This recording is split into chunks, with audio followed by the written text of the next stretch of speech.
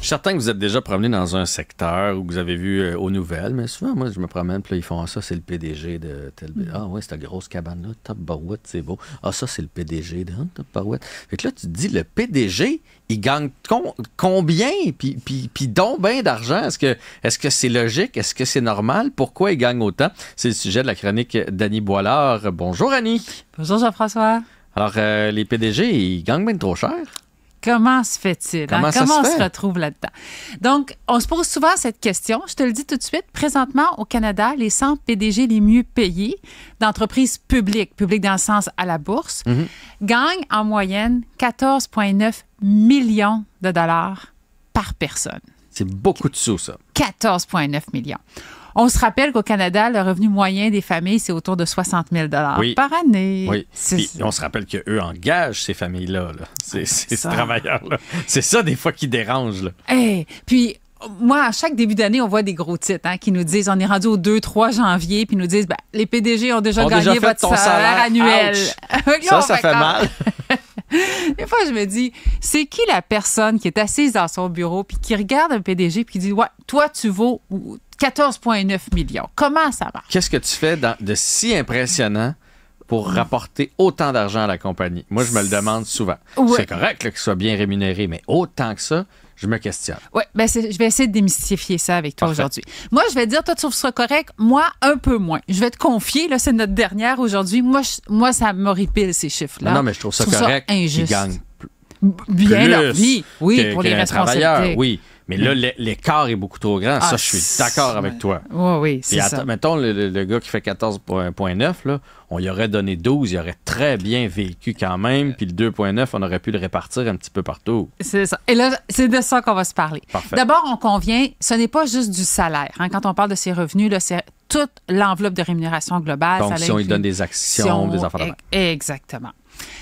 La première chose, comment on arrive à payer ce montant-là? Des fois, on a l'impression que c'est le président qui a la main dans le panier de bonbons, puis qui dit, aujourd'hui, cette année, il me semble 10 millions serait bien 15. C'est pas comme ça que ça fonctionne. Donc, c'est le conseil d'administration qui a le mot final sur la rémunération du président. Puis, typiquement, ils vont prendre leur décision sur la recommandation du sous-comité rémunération et ressources humaines qui se rapporte au conseil d'administration. C'est ainsi qu'ils vont identifier le salaire du président. Okay. Et là, pour en arriver à ces chiffres-là, pourquoi on est là-dedans? C'est en partie parce que c'est souvent une compétition internationale. Puis là, nous, on trouve ça élevé, 14,9 millions de dollars canadiens. Mais dans d'autres pays, c'est beaucoup plus. Au sud, là, il n'y a pas de limite. C'est petit comme salaire pour les exécutifs. Donc, il y a une compétition internationale qui s'opère pour ces rares personnes qui ont une feuille de route, qui sont capables de démontrer qu'ils sont en mesure de gérer une entreprise publique. Encore une fois, publique dans le sens pas gouvernemental, mais à la bourse. Je comprends. Un peu comme au hockey. Ils sont peu, donc à chaque fois, ça a beaucoup de valeur. Il se passe une autre affaire. Que je vais te l'expliquer dans mes mots à moi. Vas-y. Comme ça, je vais comprendre. C'est comme une injustice qui n'a pas de victime. Okay? C'est un petit peu ça qui se passe. Il n'y a pas de victime dans cette histoire-là. D'abord, Jean-François, toi et moi, on va s'entendre. Si l'entreprise ABC décide de payer 20 millions à son président, toi et moi, ça ne nous enlève rien dans nos poches. Là. Ce ne sont pas nos sous à nous. Mm-hmm. Même chose pour l'État. C'est pas les sous de l'État. Même à la rigueur, l'État va colliger des taxes sur des impôts. On va avoir des impôts de plus. C'est ça, mais ça ne coûte rien à l'État. Donc, on pourrait se dire, non, mais ce sont les employés. Les justices sont auprès des employés. C'est ça. Oui, on se dit, s'ils ne gagnaient pas autant, les employés auraient un peu plus. Dans la vraie vie, c'est pas ainsi que ça se passe. Parce qu'une fois les salaires payés puis les bonus versés, les sous qui restent dans la cagnotte sont dédiés, ça devient des dividendes non répartis, sont dédiés aux actionnaires. Donc, ça n'irait pas aux employés nécessairement. Mais là, on pourrait ça irait au groupe votant tantôt là, dont tu nous parlais. Là. Les actionnaires, c'est ça, ceux qui décident des actions. Ceux qui décident du salaire du PDG. Oui, ça, c'est le conseil d'administration, mais les actionnaires qui décident des actions, c'est eux qui décideraient. Fait qu'on pourrait se dire, c'est eux les victimes, c'est eux qui auraient plus de sous dans leur poche. Oui, mais, je m'explique. Ouais. C'est que concentré dans les mains d'une seule personne, 14,9 millions, c'est énorme. Mm-hmm. Mais dilué dans toutes les actionnaires d'une entreprise, là, ça devient des bagatelles. On se parle des sous. C'est ça qui se passe. Je comprends. L'actionnaire, quand il fait son choix d'action qu'il va acheter, le fait en fonction de la progression du titre et des dividendes qui vont lui être versés. Le salaire, même si ça lui coûte quelques 75 sous pour le salaire du président, ça n'a pas d'incidence. C'est pas ça qui est sa quête. Ouais. Donc, mais non seulement ça, des fois, quand il y a un président hot qui arrive, ça fait monter l'action. Fait qu'un dans l'autre, t'es gagnant quasiment de lui avoir payé un gros salaire. Ben c'est exactement ça. C'est ça que se disent les actionnaires. Moi, je m'en fous de tes 75 sous. Mais moi, quelqu'un qui va me donner l'augmentation de la valeur de mon titre. C'est ça qu'ils recherchent. Donc, c'est pour ça que tout ça ensemble fait qu'on est tous à se dire, ouais, mais c'est injuste. Ouais, mais c'est injuste envers qui? Puis là, on fait comme, envers personne. Fait que c'est pour ça qu'il y a un flou. C'est ça. C'est ça. Est-ce que tu veux que je te parle de ce qui se passe dans le monde? Comment on peut essayer de régler cette histoire-là? Parce que là, tu nous as parlé qu'au Sud, ben ça, on s'y attendait. Là, aux États-Unis, les PDG gagnent encore plus. Mais est-ce que ça ne doit pas être partout comme ça sur la planète? Il doit y en avoir qui ont trouvé des trucs? Oui, c'est ça. D'abord, je parle de nous, puis après ça, je te parle de plus loin. Nous, au Canada, une des raisons pour laquelle on est là-dedans, puis que ça a été une quasi-solution, mais c'était notre obligation de divulgation que nous avons dans notre législation depuis 1993. Ça l'impose aux entreprises de publier les 5 salaires les plus hauts de l'entreprise. OK. À l'époque, notre législateur s'était dit, on va imposer cette législation. Ça va faire que, d'abord, on va informer le monde. Les gens vont savoir combien gagnent les 5 personnes les mieux payées par entreprise publique. Puis l'autre chose, c'est qu'on va espérer que ça va créer comme ils vont se donner une petite gêne. Quand tu sais que c'est public, les gens vont s'auto-gérer un peu. Ouais. Bon, mais non. Ça n'a pas marché. C'est ça. L'idée était bonne, mais non. Parce que là, ce qui s'est passé, c'est que tout le monde, sachant combien gagnent les autres présidents... Au contraire, ça a créé quasiment une surenchère. Ben c'est ça, l'information est lui, trop à côté, il fait 10. Ben oui. Moi, je fais 7. Ça marche pas. Je vais faire 10 parce que sinon, je vais aller chez eux. Ben c'est ça. C'est ça. Puis si tu me veux, faut que tu me payes un petit peu plus que l'autre, un petit peu plus que l'autre. Puis chaque conseil d'administration va être avoir un meilleur président. Fait que ça l'a fait une ruée vers le haut à la place. Donc, dans les solutions, je vais te dire déjà... Il y en a? Non, c'est ça. Il n'y a pas de solution parfaite. Il y a des petites pistes ci et là, mais il n'y a pas de solution parfaite.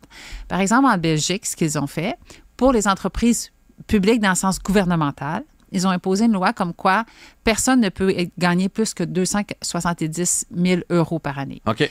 Excuse-moi, c'est 290. Tout ce qui est public. Oui, 1 000 € par année. Ça, c'est bien quand même. C'est le prix c'est le salaire du président belge.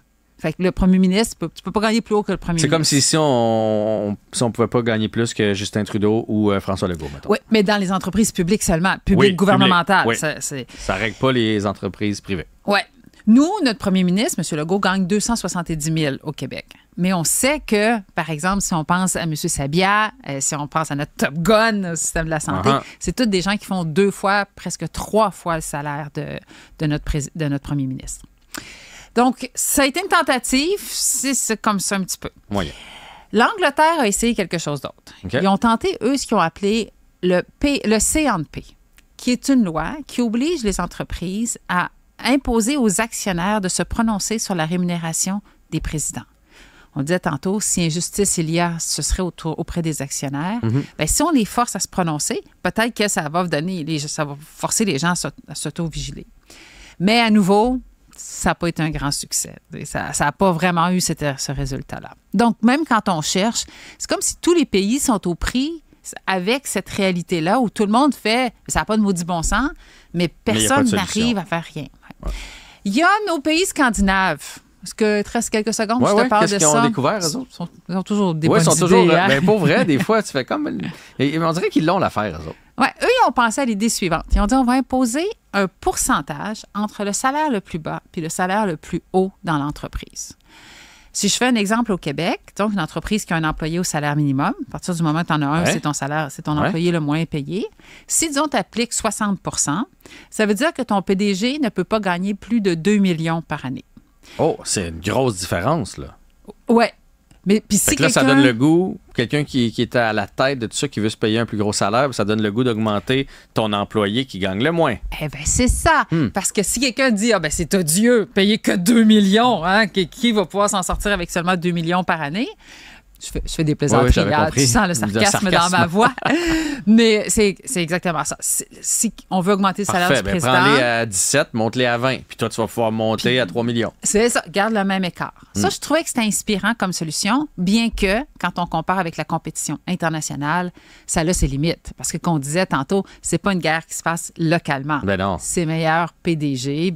On réussira pas à attirer la crème de la crème. C'est ça. Fait que ça a ses limites. Mais c'est une des idées. Mais dernière question, parce que moi, je me demande tout le temps, tu sais, les grosses compagnies, là, Est-ce qu'il gère tant d'affaires que ça, le PDG, dans le sens que... Non, mais lui a une autre personne qui va gérer, mettons, les coms, puis une autre personne qui va gérer la manufacture, puis une autre personne qui va gérer les finances, puis... Lui, il est juste à la tête de tout ça, puis il délègue. Est-ce qu'il prend tant de décisions d'enlignement que ça, puis que ça vaut vraiment le prix? Je l'adore ta question, Jean-François. Puis ça va revenir à une des discussions que nous avions eues au début de l'été. Puis je te reviens là-dessus. Je sais où tu t'en vas. Oui. Alors, que font-ils vraiment? Parce qu'on sait bien que M. Sabia, là, il ne met pas sa chienne le matin, puis il ne va pas créer des kilowattheures d'électricité pour le Québec. Je pense pas, puis je pense pas qu'il va monter des lignes non plus. Là. Non, c'est ça.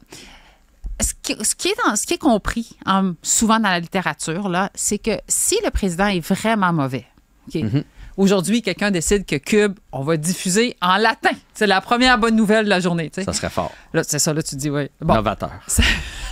Personne ne parle le latin, en tout cas, pas beaucoup de monde. De moins en moins.